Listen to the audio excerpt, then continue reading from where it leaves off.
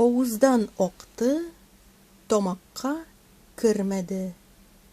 Була дип өмет иткән нәрсә кулга кермәү, яки башка кешегә булып,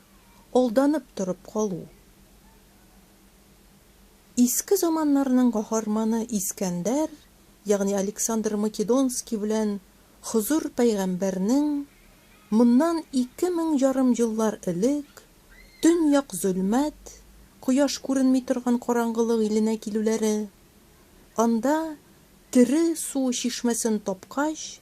Искәндәр ашыга итеген салып, суны кунычына тутырып, бер юлы күп итеп кабып, тиз эчмәкче булганда, җотлыгудан бик каты тончыгып, тере суы ирененә тисә дә, авызына тимәве,